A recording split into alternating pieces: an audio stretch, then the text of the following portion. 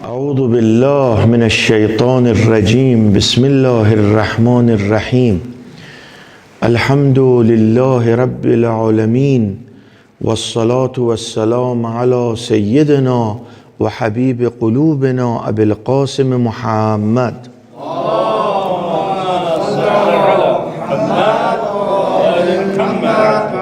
وعلى أهل بيته الطيبين الطاهرين، واللعن الدائم على أعدائهم أجمعين.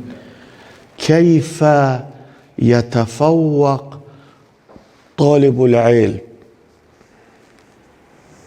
أي شيء الإنسان لما يريد يبدأ به لابد أن يلاحظ مقدمات ذلك الشيء. افرض تريد تشتري تاكسي وتأخذ السياقة حرفة لك، تخدم الناس بالنهاية شغل.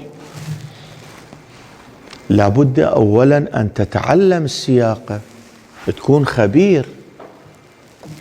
لا يمكن لك أن تجلس في السيارة وتسير بدون أن تتعلم السياقة، لا يمكن هذا.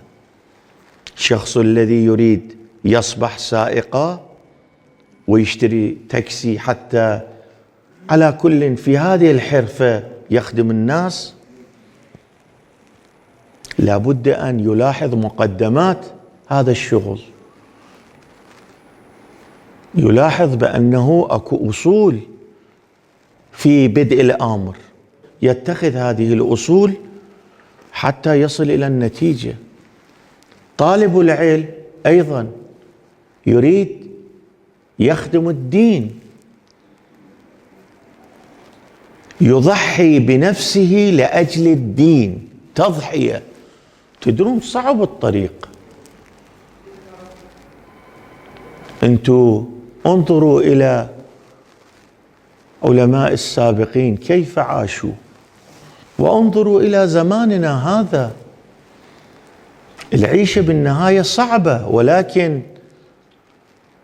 أكو شيء يقوي الإنسان، يخليه يتخذ موقف قوي في الدراسة والتحصيل والخدمة، وهي خدمة الدين، نصرة الدين. احنا ما عندنا قدوة غير أهل البيت، غير الصديقة الشهيدة، غير رسول الأعظم، ولذا القرآن يشير إلى عظمتهم، إلى جلالتهم، ونحن نريد أن نخدم الدين بالاستعانة من هؤلاء الذين عرفهم الله بعنوان قدوة.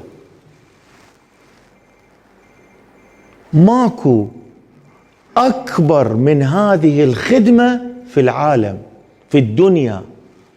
أكبر خدمة بالدنيا هي نصرة الدين، هي الخدمة للدين، ولذا نحن انتخبنا هذه الحرفة. ولكن أكو أصول، أكو مقدمات لابد أن يتخذ طالب العلم هذه المقدمات في بدء الأمر. من جملة تلك المقدمات الصدق والبعد عن الكذب. شوف الميزان في آيات القرآنية والروايات التي نقلوها أئمتنا روحي لهم الفداء. رسول الأعظم صلى الله عليه وآله وسلم يقول: إذا رأيت من أخيك 3 خصال فارجه: الحياء والأمانة والصدق.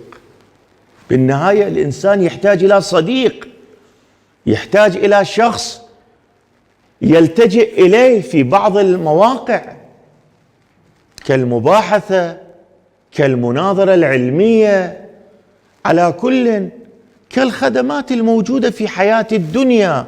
صديق حميم ربما الإنسان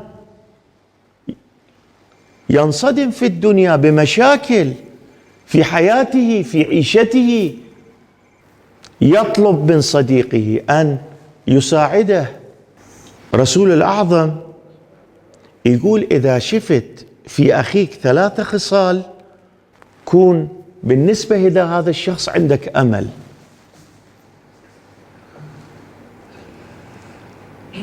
بالنسبة إلى هذا الشخص يكون فيك أمل، أنه هذا يفيد، هذا يأثر في حياتك. شنو الخصال ال3؟ أولا الحياء. الإنسان لابد أن يكون منقبضا في بعض الأمور، عنده حياء، لا يكون مثل بعض الأشخاص العوام الناس لا حياء له، بكل شيء ينطق، بكل شيء على كل يتوجه.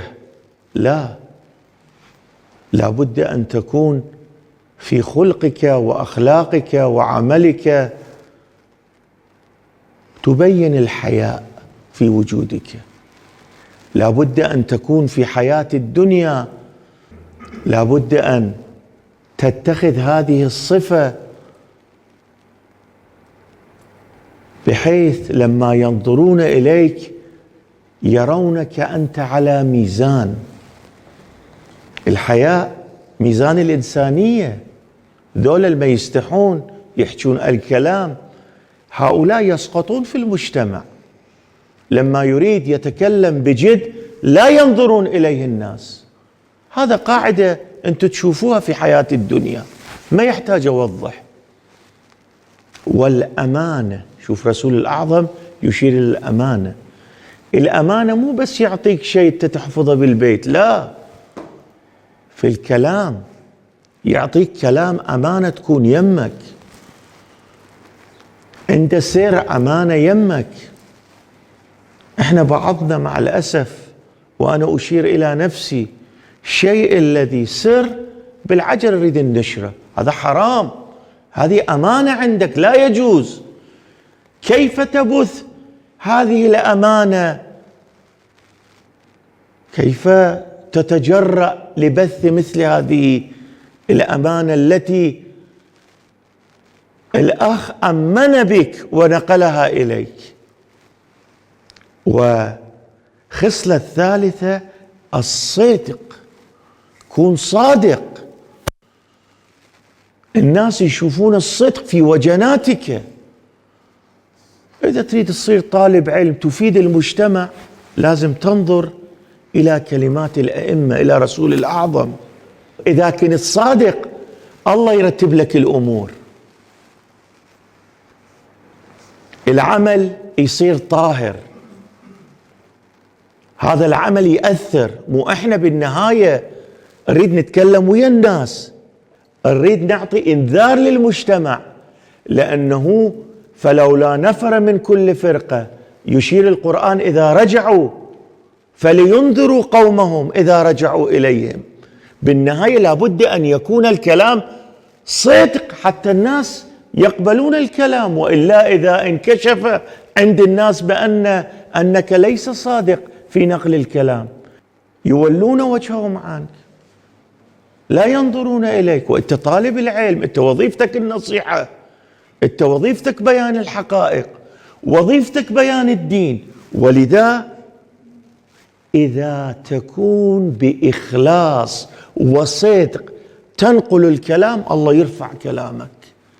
إذا هم فيه شيئا الله سبحانه وتعالى يمحيه، إذا فيه خلل الله سبحانه وتعالى يمحيه. هذا كلام إمام الصادق روحي له الفداء. ولذا الله يرفع كلامك، يخليك كلامك نافذ في المجتمع.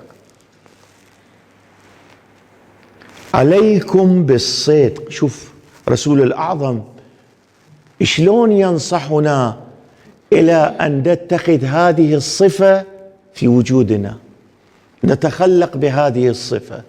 يقول عليكم بالصدق فإنه مع البر وهما في الجنة، وإياكم والكذب فإنه مع الفجور. شوف، فإنه مع البر، الصدق، عليكم بالصدق، فإنه مع البر. إذا كنت في الكلام صادقا فيه بر، فيه خير، فيه رفعة مقام، فيه عناية من الله. وإياكم والكذب، لا تتقربوا إلى الكذب. ليش؟ لماذا؟ فإنه مع الفجور، تنزلق إلى صفات غير لائقة في شأنك. طالب العلم لابد أن يرتفع، لابد أن يعمل شيئا الله سبحانه وتعالى يرفعه، وإلا إذا اتخذت الكذب صفة في وجودك أصلا لا تتوفق في التحصيل ولا التهذيب ولا الخدمة، تنحرف. شايفين واحد يمشي مع الفجور والله يرفعه؟ ماكو هذا الشيء، هذا وعد إلهي الذي بينوه أهل البيت بالروايات. بالنهاية كلام رسول الله كلام وحي، وأنا أقرأ لكم كلام رسول الله. وإياكم والكذب فإنه مع الفجور وهما في النار. الشخص الذي يكذب ويفعل الفجور هما في النار، الكاذب وفاعل الفجور هما في النار.